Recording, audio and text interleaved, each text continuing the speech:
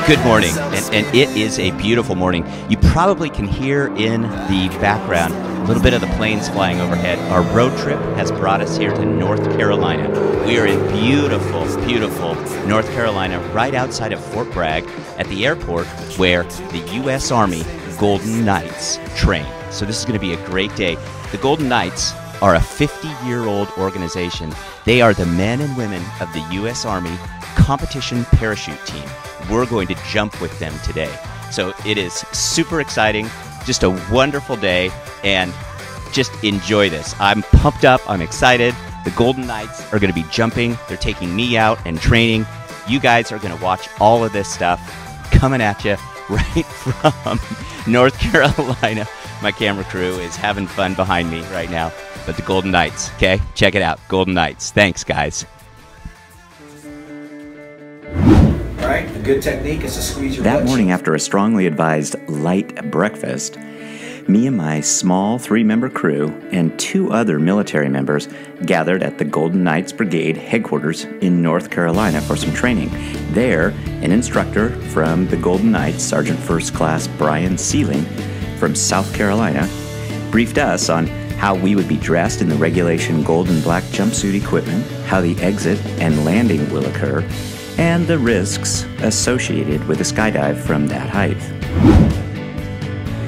We spent time with other tandem team members learning about the parachute, which is called a performance canopy wing, the harness, the proper fit of all the gear and the goggles, and body positioning during landing and flight.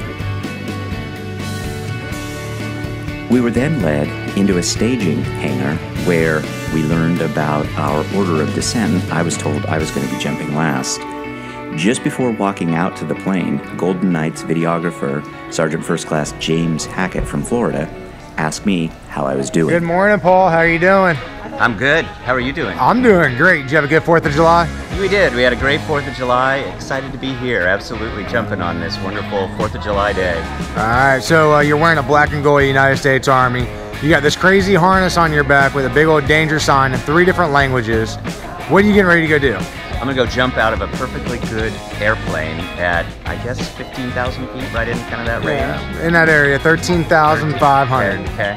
Okay, have you ever done this before? I have never done this before. Okay, and how'd you get the lucky opportunity to do it today? Well, I'm doing a little bit of work with the Golden Knights, go Army, and happy to be here. Was lucky enough to get picked, so I'm one of those lucky few that get to come and jump out of the plane with you guys. Outstanding. All right, buddy. Before we go get on that airplane, is there anything you want to say to friends or family that's going to be watching this jump when we get back down? I think everybody ought to give this a try. Everybody ought to support our wonderful servicemen and women, and understand that Golden Knights is a really fun group. We're getting trained like crazy, and we're going to jump out of a plane. I'm excited and apprehensive all at once. All right, sounds good. I'll tell you what, Paul, we're going to go find an airplane. We're going to go make this jump happen. Sounds good. We'll see you out there. Excited. Yeah, thanks.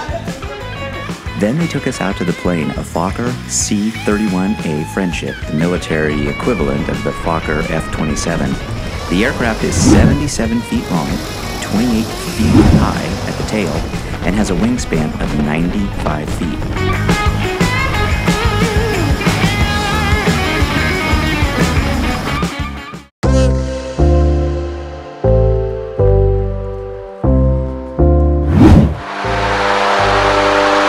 Paul, here we are, passing 6,400 feet, not even halfway to our jump altitude right now. How you feeling? You know, I feel good, I'm excited. I have to admit I'm a little apprehensive, maybe more apprehensive than excited. Okay. So last time I talked to you, you didn't have a parachute on your back. You still don't have a parachute on your back, but I see you found Adrian over here. I got lucky. Yeah. I got Adrian. We're going to make this happen going up to 13,500 feet. Yeah. We're going to get our knees in the breeze and we'll show you a little bit about my office. Looking forward to it, Paul. I'm looking forward to it, Adrian. Yeah, this is gonna be awesome. All right, Paul, I'll tell you what, next time you see me, we'll be on the outside. Looking forward to it. Then the time came. Me, tied tightly to Adrian's back, we duck walked to the door of the plane with videographer Sergeant First Class James Hackett already hanging outside the door. We tandem leaped forward and began 120 to 140 mile per hour free fall toward Earth.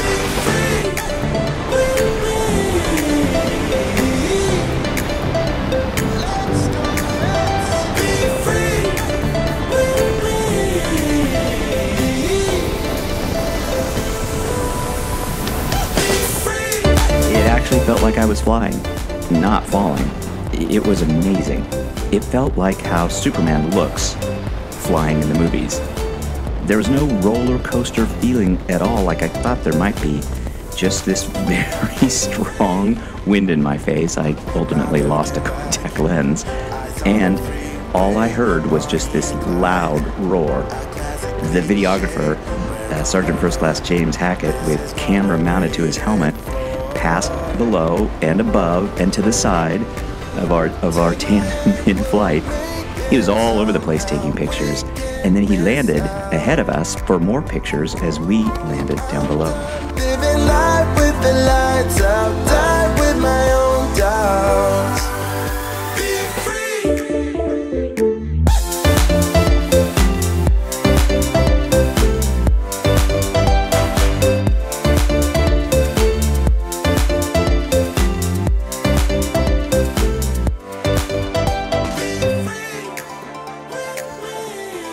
As the objects on Earth grew larger and larger, it was time to prepare for the landing on Golden Knights headquarters field. As instructed, I pulled my knees up and pointed my legs straight outward. Our tandem approached the field, and Adrian's feet made a gentle touchdown on the turf. The 7-minute flight was over. After unhooking from one another, Sergeant First Class Adrian Hill, my excellent instructor and tandem partner, and I rose from the ground for more pictures and an interview by the videographer who awaited us there.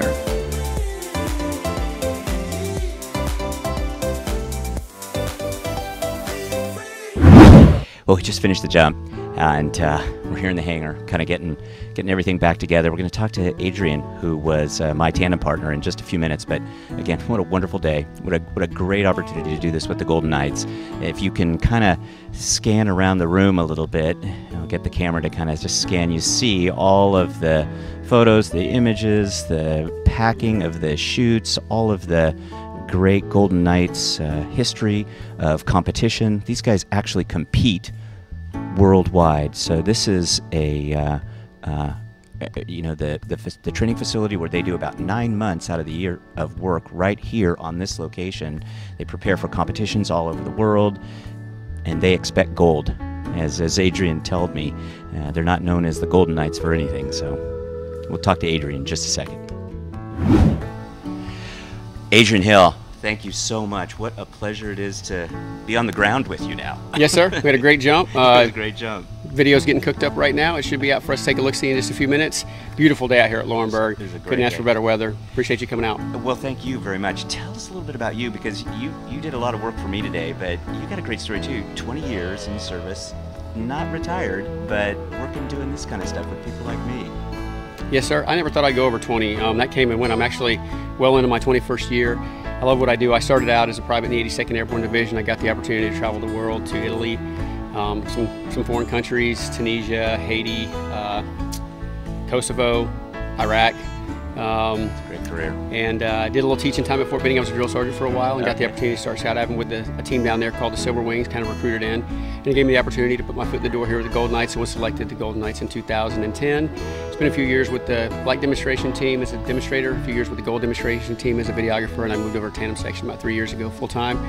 And I come out to Laurinburg every day or travel the country for centers of influence. Ladies and gentlemen like yourself that I get to take and share some of my Army stories, share some of the Army's combat capabilities, because they'll use this same capability for a country that we may not have a language interpreter for. So a local national who can't interpret English for them, they'll strap him just like I did you to me, and take him into wherever he needs to go. So it's a little bit of both. It's a good fun ride. Yeah. It's your Army connecting with you, because it's not the Army, it's your Army. Yeah. Right.